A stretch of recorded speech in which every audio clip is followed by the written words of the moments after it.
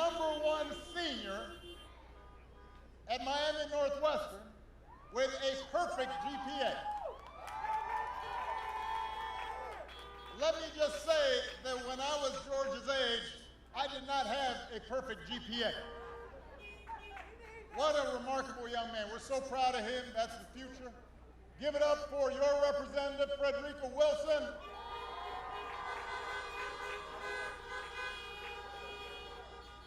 We've also got Debbie Mukasel-Powell,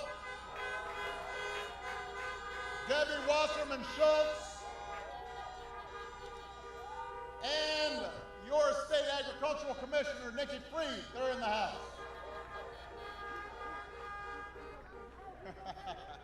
You got that horn honking good. So, 10 days, Miami. 10 days until the most important election in our lifetime. But the good news is you don't have to wait for November 3rd to cast your ballot. You've got 2 ways to vote right now. #1, you can vote early in person right now through next Sunday. #2, you can vote from home with a mail-in ballot. Do not wait. Put it in the mail today or drop it off at a drop-box location in Miami-Dade County. And if you need more information, just go to iwillvote.com to find out where to early vote in person or to drop off your ballot. And if you've already voted, what do you need to do? You've got to go help your friends and family make a plan to vote. Because this election requires every single one of us. What we do in these next 10 days will matter for decades to come. Now, I've sat in the Oval Office with both of the men who are running for president, and they're very different people. You know, Donald Trump, I knew he would not embrace my vision. I knew he wasn't going to continue my policies, but I did hope that for the country's sake, he'd show at least a little bit of interest in taking the job seriously. That's not how it worked out. He hasn't shown any interest in doing the work or helping anybody except himself and his friends or treating the presidency like a reality show to give himself more attention. And as we noted the other day, his TV ratings are down. But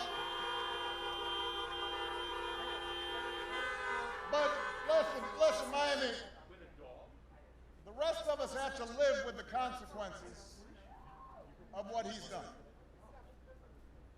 At least 220,000 Americans are dead. More than 100,000 small businesses have closed. 500,000 jobs are gone right here in Florida. 500,000 jobs. And I understand the president's coming to Florida today. You think he's hard at work coming up with a plan to get us out of this mess? Well, I don't know, because I know he's had a tough week. Everybody's been very unfair to Donald Trump this week. In his debate with Joe on Thursday night, and by the way, I thought Joe Biden was unbelievable this week. He was fantastic this week. But during the debate, Trump was asked, what is your plan for the new phase of COVID? Which is a pretty good question, considering that we just saw the highest number of cases spike up yesterday. So you'd think he'd be ready for a response. Instead, he just said it wasn't his fault and he didn't have one. He said it's now gone in a bunch of states, just as states are reaching new record highs nationwide. He doesn't have a plan. He doesn't even acknowledge the reality of what's taking place all across the country. And it gets better because he also sat down with 60 Minutes. He was asked, what's your priority in your second term? And let me say, I've run for president in Miami, so I just want you to know it's a good idea to have an answer to this question. It's a good idea if you're running for re-election to say, here's what I want to accomplish. What did Trump say? He got mad and walked out of the interview. He thought the questions were too tough. Too tough. Miami, listen, if he can't answer a tough question like, what would you like to do in your second term? Then it's our job to make sure he doesn't get a second term. And that's why, over the next 10 days, we got to work hard to elect Joe Biden and Kamala Harris, the next president and vice president of the United States.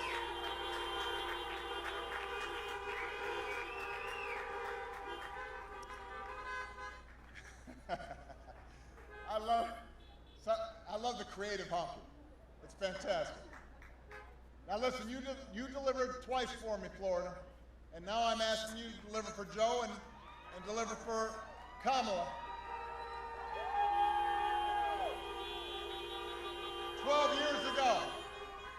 12 years ago, when I chose a vice president, I didn't know Joe that well.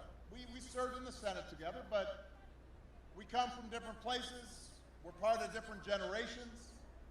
But I quickly came to admire and love Joe as a man who early on learned to treat everybody with dignity and respect. Somebody who lives by the words his parents taught him. Nobody's better than you, Joe, but you're better than nobody. And that sense of empathy, that sense of decency, the belief that every single person counts, that's who Joe is. That's who he'll be. And I can tell you, the presidency doesn't change who you are, it just reveals who you are. It amplifies who you are. And for 8 years, I saw Joe up close. He was the last one in the room whenever I faced a big decision. He made me a better president. He's got the character and experience to make us a better country. And he and Kamala are going to be in the fight not for themselves, but for every single one of us. And that's what you need right now, somebody who cares about you and is thinking about you. Listen, I understand that the president, he wants full credit for the economy he inherited and zero blame for the pandemic that he ignored. As a general rule, this is not a person who likes to take responsibility for anything. But you know, the job doesn't work that way. Just like George said, tweeting on television doesn't fix things. Inventing conspiracies don't make people's lives better. You've got to have a plan. You've got to do the work. And along with the experience of getting things done, Joe Biden has concrete plans and policies that are going to turn our vision of a better, fairer, stronger country into reality. We literally left this White House a pandemic playbook that showed them how to respond before a virus reached our shores. It must be lost along with the Republican health care plan. We can't find it. 8 months into this pandemic, 8 months into this pandemic, new cases are breaking records. Donald Trump isn't going to suddenly protect all of us. He can't even take the basic steps to protect himself. There's no sense that he's coming up with a new approach, with a new plan. He doesn't even acknowledge that there's a problem. Just this week, he complained that the pandemic was making him go back to work. If he had been working in the first place, we would never have seen the situation get this bad.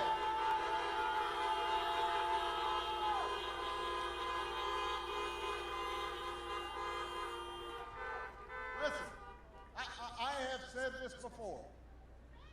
I am going to say it again. This pandemic would have been tough for any president because we haven't seen something like this in 100 years. But the idea that somehow this White House has done anything but completely screw this thing up is nonsense. We can compare what happened in other countries to what happened in this one. So South Korea identified its first case at the same time as the U.S. got its first case. Their per capita death toll, what that means is the number of people that die, let's say out of 100 people, how many people die? Their death toll is 1.3% of what ours is. Nowhere near the number of people have died in South Korea because their government took care of business. Closer to home, Canada, their per capita death rate's just 39% of what ours is. Their government, faced with a difficult situation, same pandemic, they said, let's take the steps to minimize the damage and the harm to ordinary people, and they saved lives. So we can compare directly what happened in the United States and what happened somewhere else. What happens when a government is paying attention and what happens when a government is not. And then earlier this week, when the president was asked, would you do anything different? Anything. He said, not much. Not much. I mean, he couldn't even acknowledge that maybe we should have taken some steps earlier to start testing people. Maybe we should have taken it more seriously and not pretended like it didn't exist. Maybe we shouldn't have had the president get on television and say that if you put some bleach in you, that might clean things out. Just maybe that might have made a difference. And the mismanagement would be comical and ridiculous if it didn't mean people losing lives. If it didn't mean the economy not recovering. And the pandemic has hit African Americans and Latinos harder than anybody in Florida. I'll bet you can think of some things you would have liked to see the government done differently. So just a baseline is that Joe and Kamala take this seriously. Joe understands how much it hurts for grandparents to not be able to see their grandkids or hug each other. They understand that you can't effectively get the economy moving again as long as people are afraid of getting a disease. He's not going to screw up testing. He's not going to call scientists idiots. He's not going to host a super spreader event at the White House the way this current president did.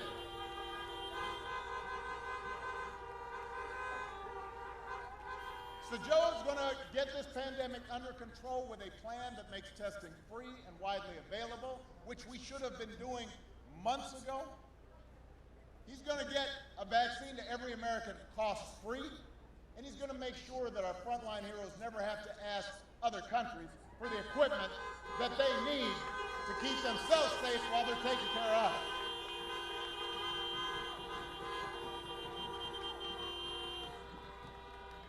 His plan will guarantee paid sick leave for workers and parents affected by the pandemic. And he's going to make sure that the small businesses that hold our communities together and employ millions of Americans can reopen safely. Now, Donald Trump likes to claim he built this economy. Some people actually give him credit for it. Listen, America created 1.5 million more jobs in the last year of the Obama-Biden administration than in the first 3 years of the Trump-Pence administration.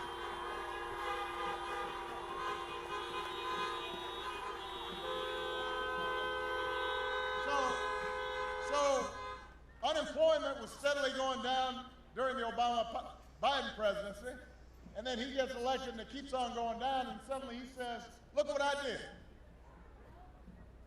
Their first 3 years fell short of our last 3. And that was before he could blame the pandemic. He did inherit the longest streak of job growth in American history that we got started. But just like everything else he inherited, he fumbled it. The economic damage he inflicted by botching the pandemic response means that Donald Trump will be the first president since Herbert Hoover to actually lose jobs. And you know, he loves talking about black unemployment. Says he's the best president for black folks since Abe Lincoln. What?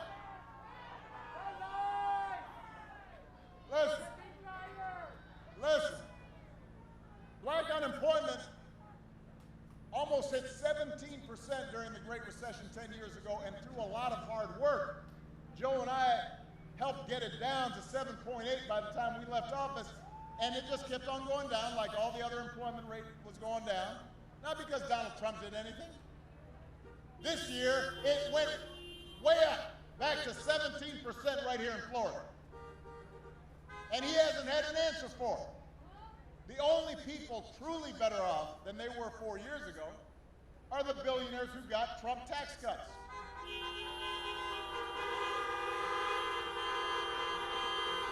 And meanwhile,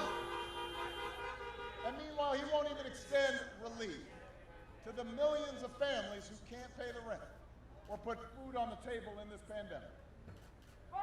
And the fact that he can't make that happen, that he won't make that happen, it's hard to understand because it's not like it's his money.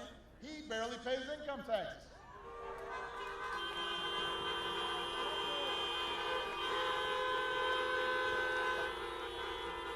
He had no problem paying a ton of money in taxes to China from his secret Chinese bank account.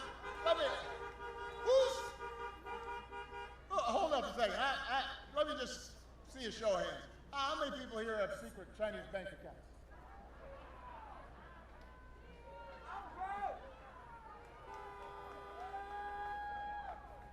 Who's got a secret Chinese bank account? His first year in the White House, he only paid $750 in federal income tax. You got secretaries, you've got construction workers, you've got healthcare workers, nurses who pay a lot more in income taxes than that.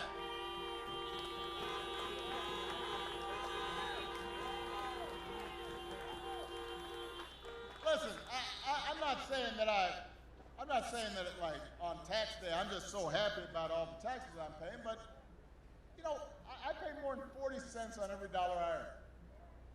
So does Michelle. And we do it proudly because what I know is that this country has blessed me, and that I want to make sure that folks like George can get a scholarship to go to college. I want to make sure that a senior is properly taken care of. I want to make sure that we're repairing roads and bridges and helping folks who need help, and that our veterans are getting the disability rights that they have earned.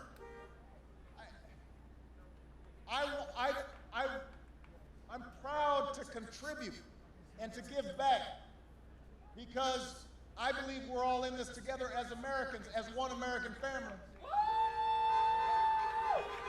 But apparently that's not how this man thinks.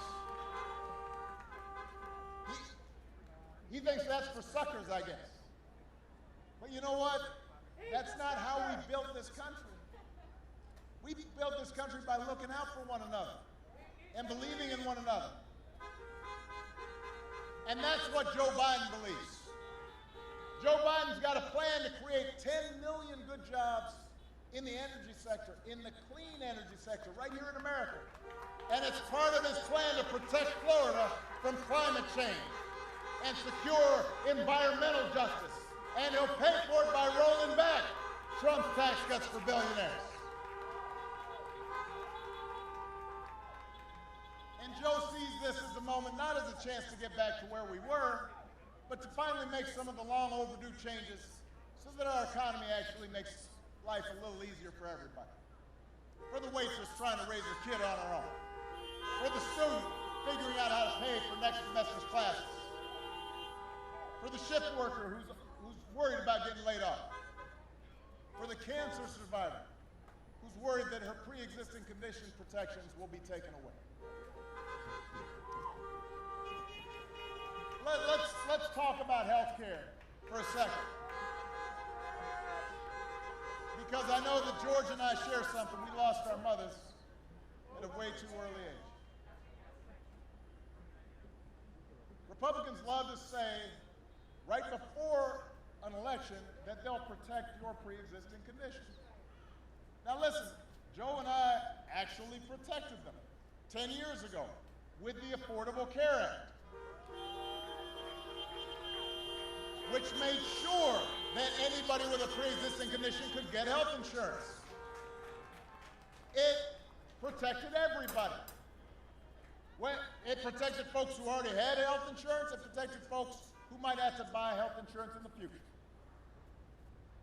Hispanics saw the biggest gains in coverage of anybody. Almost 93% of Hispanic kids got covered, an all-time high.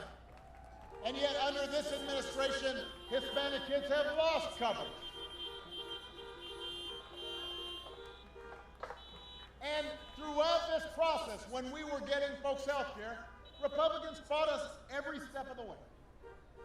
They've tried to repeal or undermine the Affordable Care Act, Obamacare, more than 60 times. And when they're asked about it, they say, well, look, we're going to have a great replacement. It's coming. It's going to be there in 2 weeks. It's been 10 years now. Every 2 weeks they say they've got a replacement, and they haven't come up with nothing.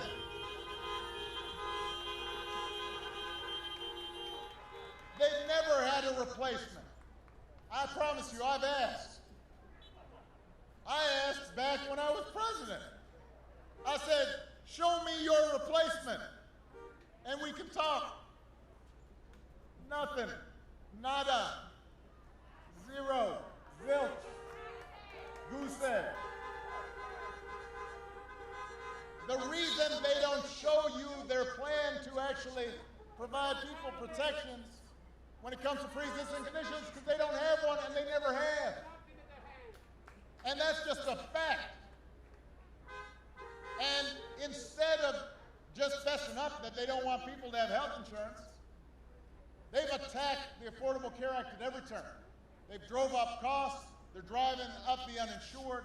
Now they're trying to get the Supreme Court to take away your health care as we speak, in the middle of a pandemic, with nothing but empty promises to take its place. Why would you want to take people's health insurance just at the very moment when people need health insurance the most? What's the rationale of that? And think about what that would do to families right here. Miami-Dade has the highest enrollment of any county in Florida. Florida has the highest enrollment of any state in America. Nobody has a bigger stake in making sure those protections stay in place than folks right here in Florida. Just this week, Trump flat out said he hopes the Supreme Court takes your health insurance away. Said it out loud. Miami, Joe and Kamala will protect your health care. They will expand Medicare. They will sign up more folks on Medicaid and make insurance more affordable for everybody. That's what they stand for, and that's why you got to get out there and vote.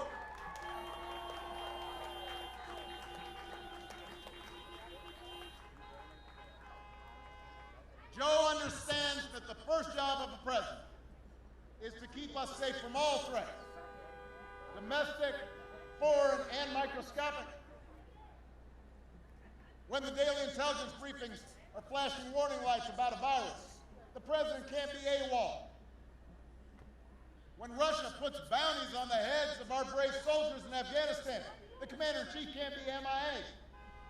He can't be somebody who doesn't read the briefings. Joe Biden would never call the men and women of our military suckers and losers. He knows those troops are somebody's husbands, somebody's wife, somebody's kid, somebody's spouse, somebody's father. And when a hurricane devastates Puerto Rico, a president's supposed to help it rebuild, not toss paper towels, withhold billions of dollars in aid until just before an election.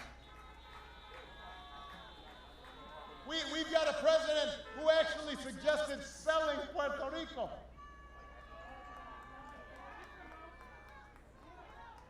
Now, believe it or not, it could have been worse.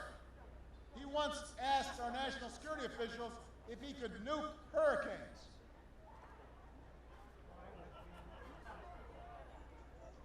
I mean, at least he didn't do that. A nuclear hurricane seems like it would have been bad. I mean, it'd be fun if it wasn't. Look, some of the rhetoric you're hearing down here in South Florida, it's just made up. It's just nonsense. Listening to the Republicans, you think Joe was more communist than the Castros. Don't fall for that garbage. Don't fall for that okey doke. Joe Biden is not a socialist. He was a senator from Delaware. He was my vice president. I think folks would know if he was a secret socialist by now. What is true is he'll stand up for ordinary people. What is true is he'll stand up for workers. What is true is he'll stand up for a higher minimum wage. What is true is he'll stand up for affordable housing. What is true is he'll go promote human rights in Cuba and around the world, and he won't coddle dictators the way our current president does. And let me tell you something else about Joe Biden. Joe Biden's tough. You know, something that you can't really say about this president, he likes to act tough and talk tough. He thinks scowling and being mean is tough, and being rude is tough, but when 60 Minutes and Leslie Stahl are too tough for you, you ain't all that tough. If you got to walk out of the 60 Minutes interview, then you're never going to stand up to a dictator.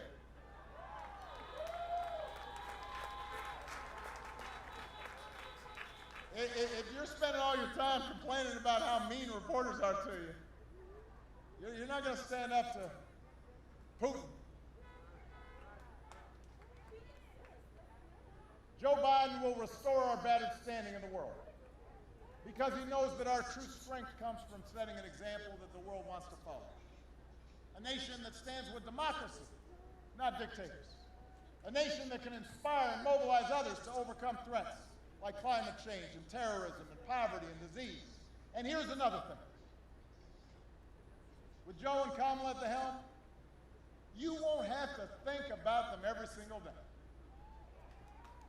There might be a whole day where they don't be on TV. There might be a whole day where they don't tweet some craziness. You won't have to argue about them every day. It won't be so exhausting. Just having a normal president.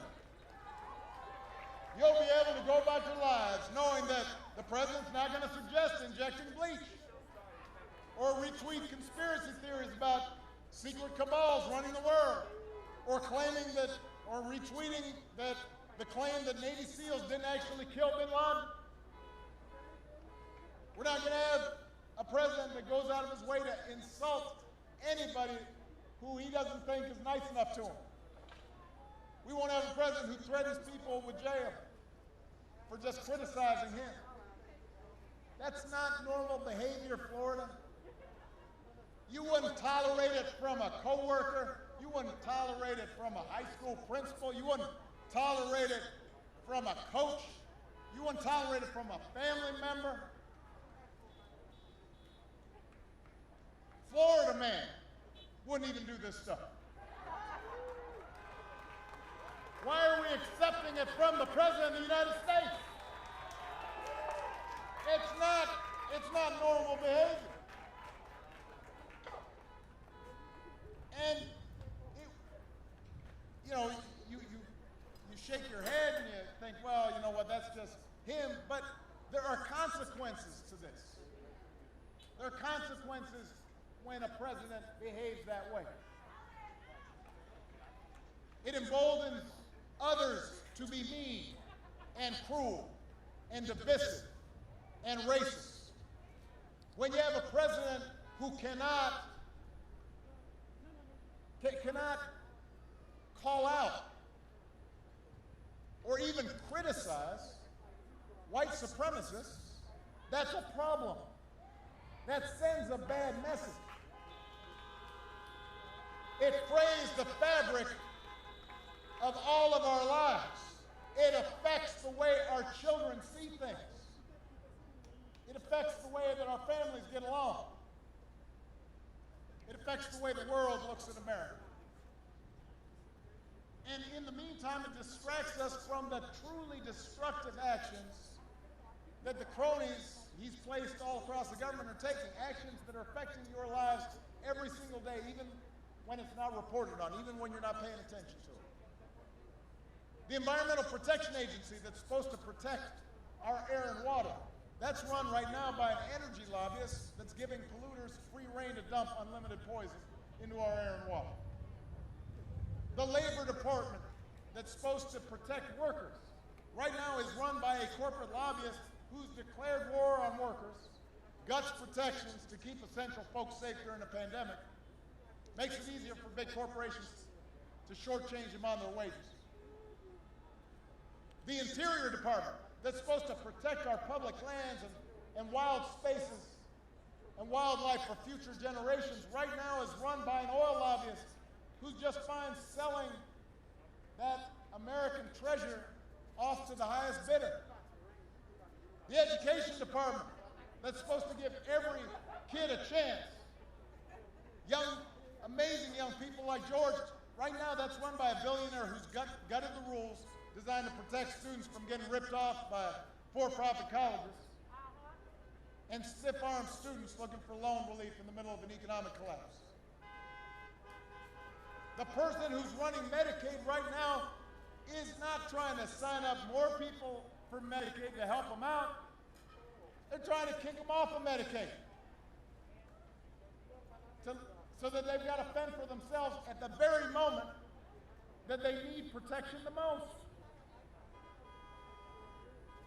So here's the thing, when Joe and Kamala are in charge, they're not going to surround themselves with hacks and lobbyists.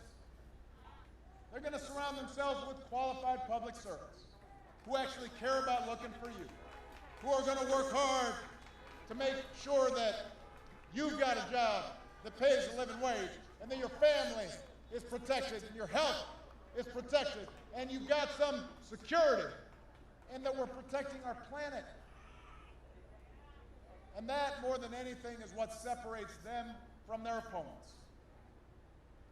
They actually care about every American, even the ones who aren't going to be voting for them. And they're going to be in the fight on your behalf every single day. They care about you, and they care about our democracy deeply. They believe that in a democracy, the right to vote is sacred.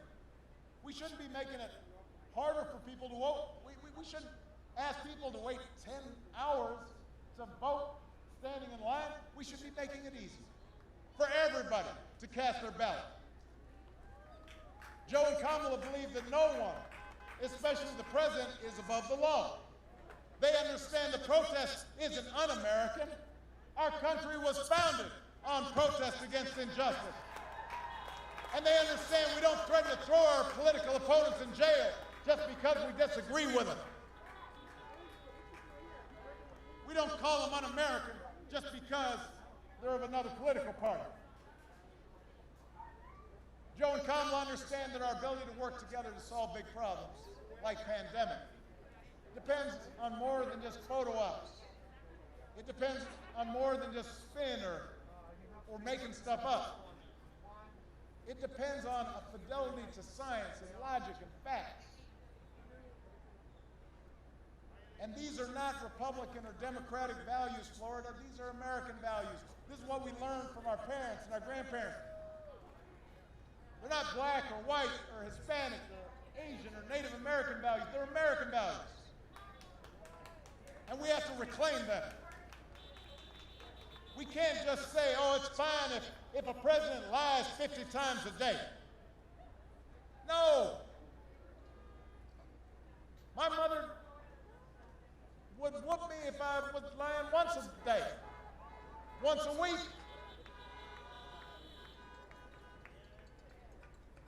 These are American values that we have to reclaim, and in order to do that, we are going to have to turn out like never before. We have to leave no doubt, Florida. We can't afford to be complacent. We can't afford to sit back and wait for somebody else to do it. It's on us. In this election, at this moment, we all have to do our part. And I understand why there are Americans who get frustrated by government, who sometimes feel that it doesn't make enough of a difference. And I'm the first one to admit, government's not going to solve every problem. Government's never going to be perfect. And in a country that right now is somewhat divided, you know, there are going to be times where we don't get everything we want, even when we have folks in power that support what we care about. You know, I've got experience firsthand watching how Republicans in Congress abuse the rules to make it easy for special interests to stop progress. But just because government's not perfect doesn't mean we can't make it better. And we sure can stop it getting worse. A president by himself can't solve every challenge of the global economy, but if we elect a House and a Senate and a State House and a State Senate that are focused on working people and getting you the help you need, it can make a difference and put millions of people back to work. A president by himself can't eliminate all racial bias in our criminal justice system, but if we elect Joe Biden and Kamala Harris and also at the local level, district attorneys and state attorneys and sheriffs that are focused on equality and justice, we can make things better. That's what voting is about, not making things perfect, but making things better, putting us on track, getting the ball rolling, so that we can look back years from now and say, you know what, that was the moment when we turned the corner. That was the time when we started bringing the country together. That was when we once again began to move together to create a better future for our children and our grandchildren. But it's got to start now. Voting is about using the power we have and pooling it together to get a government that's more concerned, more responsive, more focused on you. And if we don't get 100%, we just get 50% of what we want, then that's good, and then we keep on going, we vote some more. And we get more done. And that's how progress is made. And when I hear folks say, well, voting doesn't make a difference, because I voted last time, and look, you know, listen, we've never come close to seeing what it would be like if everybody actually voted. In 2008, that was the highest vote totals in recent elections, in modern presidential era. When I was running, we had the highest voting rates that we've seen. You know how many people out of the eligible folks who could vote voted? 61%. That was the highest. That means 39% of folks who were eligible to vote did not vote. Imagine if 65% of people voted. Imagine if 70% of people voted. Because the folks who tend not to vote, a lot of times it's black folks and brown folks and poor folks and young folks and women. So imagine if all those folks actually turned out to vote. And imagine January 20th, when we swear in a president and a vice president who have a plan to get us out of this mess, who believe in science, who got a plan to protect this planet for our kids, who care about working Americans, who are thinking about you.